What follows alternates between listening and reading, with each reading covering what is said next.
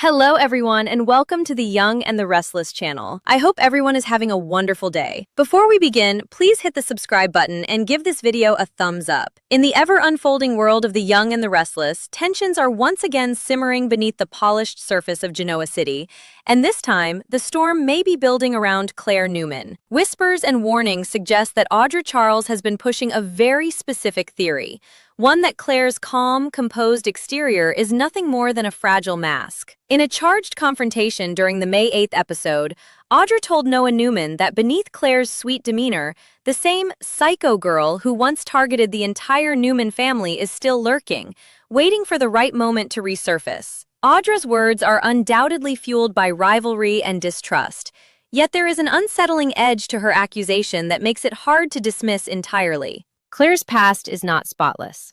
After being manipulated by Jordan into attacking the Newmans, she was briefly treated in a psychiatric facility, a chapter that left lingering questions about how stable she truly is.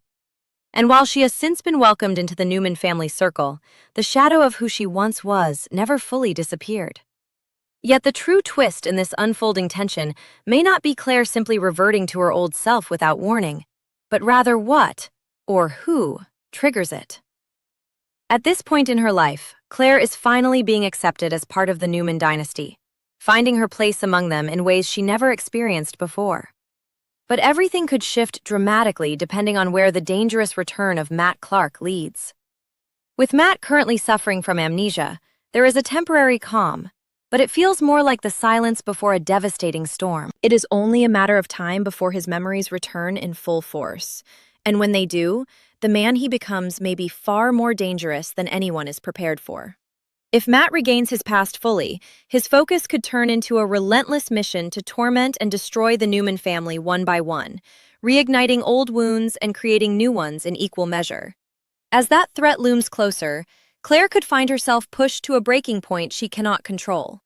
If Matt Clark's actions begin endangering the people she now loves as her own family, especially Victoria Newman, the emotional pressure on Claire may become unbearable. Having only just formed a meaningful bond with her biological father, Cole Howard, before losing him so abruptly, Claire is already carrying deep emotional scars that have never fully healed.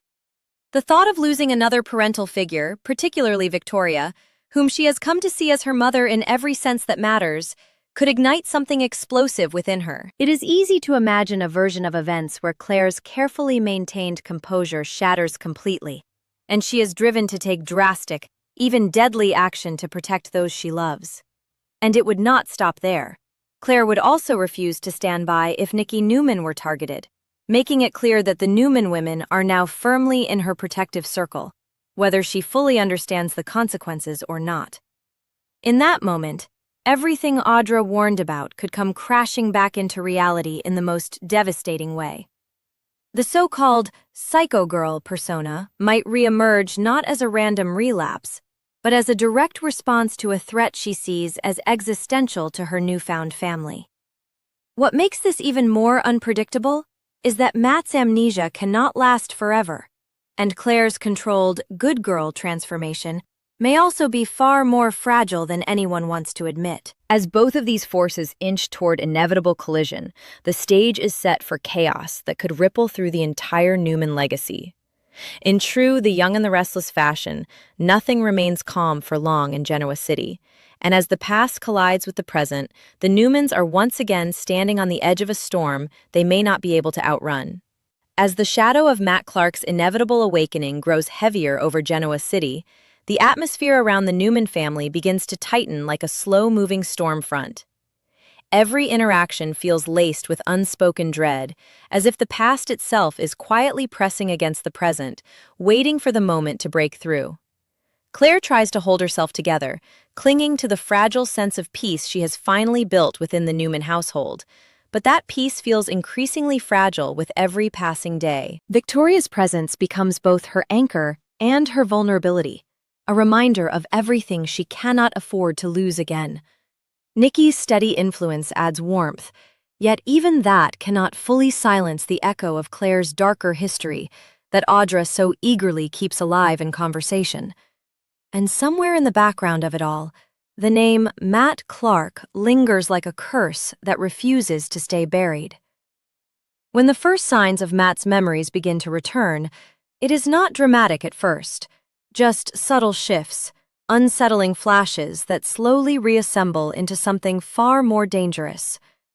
But as those fragments begin to align, so too does the transformation of a man who no longer sees himself as lost, but as wronged.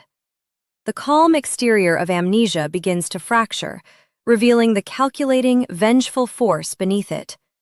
With each recovered memory, Matt's intentions sharpen, and what once seemed like confusion becomes purpose. That purpose turns dark quickly, aimed directly at the Newman family, as if erasing them has become the only way to reclaim control over his fractured past.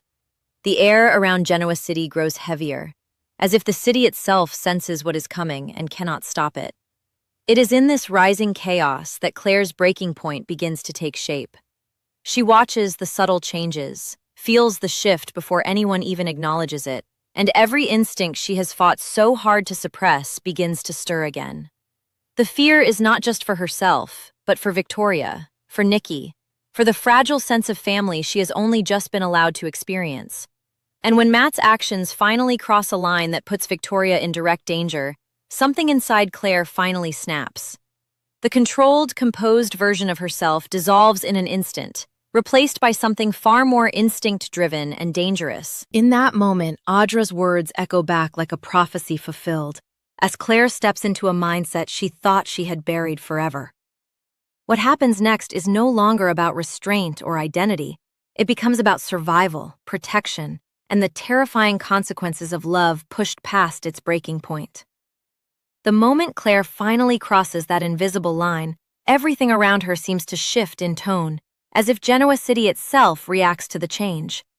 What was once hesitation becomes certainty, and what was once restraint turns into a cold, focused intensity that even those closest to her struggle to recognize.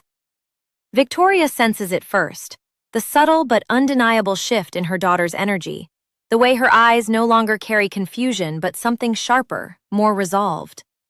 Nikki, with all her experience, feels the unease building like a distant alarm that refuses to stop ringing. Yet there is no clear way to intervene, because Claire is no longer reacting emotionally in waves. She is moving with purpose, driven by something primal and protective that overrides every lesson she has learned about control. And somewhere far beyond their awareness, Matt Clark continues his own descent into clarity, preparing to unleash the full weight of his regained memories. As Matt's identity fully reassembles, so does his intent, and it is far more destructive than anyone anticipated. The amnesia that once softened his presence disappears completely, replaced by a cold, calculating awareness of everything he believes was taken from him. In his mind, the Newman family is no longer just an obstacle. They are the source of his rage, the target of his reclamation.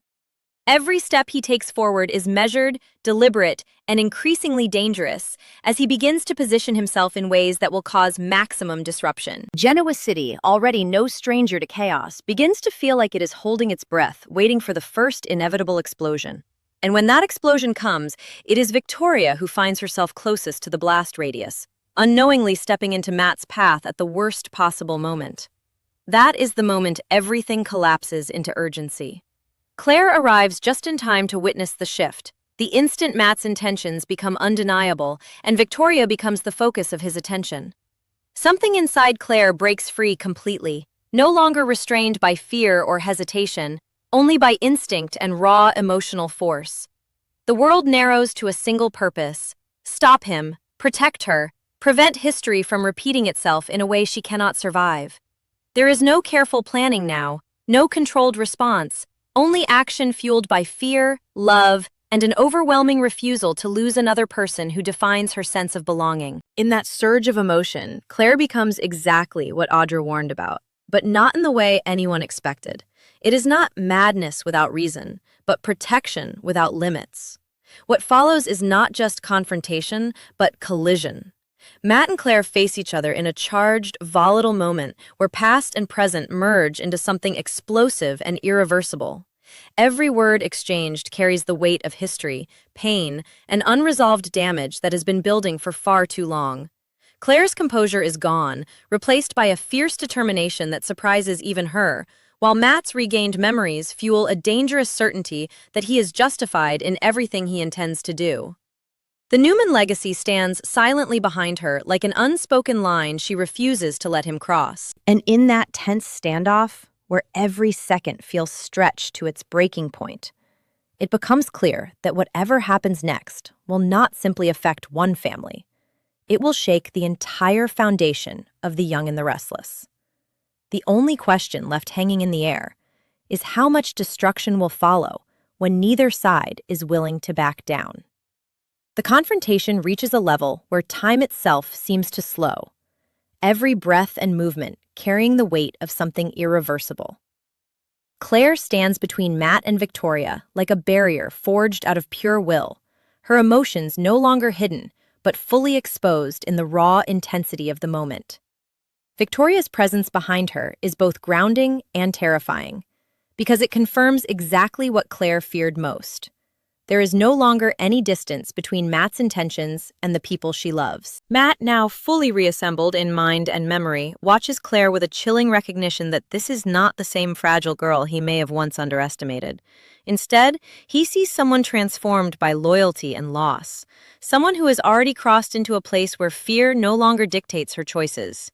The air is thick with unspoken history, as if every mistake and betrayal has been leading them all to this single, unavoidable collision. In that charged silence, Claire's internal world becomes a battlefield of its own. The voice of reason that once guided her fades beneath something older, something deeper, something forged from trauma, love, and survival.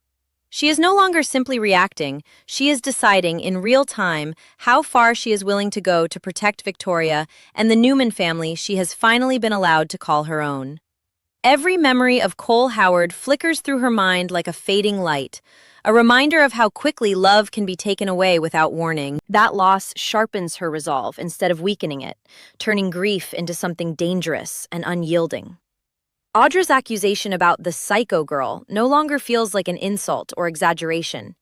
It becomes a distant echo of a version of herself she never fully escaped, only learned to contain. Matt takes a step forward, and that single movement is enough to shatter what remains of hesitation in Claire. The world narrows again, collapsing into instinct, and what follows is no longer negotiation or warning. It is confrontation at its most primal form. Claire moves first, not with hesitation, but with absolute conviction, driven by the certainty that if she does not act now, she will lose everything all over again. Victoria's voice calls out behind her, but it barely registers, swallowed by the intensity of what is unfolding in front of her. Matt's response is sharp, calculating, and fueled by the belief that he is reclaiming something stolen from him, making him even more dangerous in his unpredictability. The clash between them is not just physical or verbal, it is emotional, psychological, and deeply rooted in the long history of damage that has defined so many lives in Genoa City. And as the confrontation reaches its peak, there is a devastating realization settling over everyone involved. This moment was never avoidable, only delayed.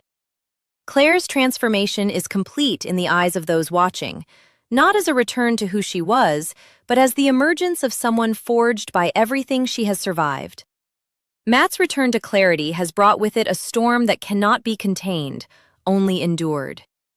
Victoria stands at the center of it all, the fragile point around which both destruction and protection revolve. In this volatile intersection of past and present, nothing feels stable anymore. Not identity, not loyalty, not even control. And within the world of the Young and the Restless, it becomes painfully clear that when the Newman family is pushed to its edge, the line between love and destruction is never as far apart as anyone hopes it will be.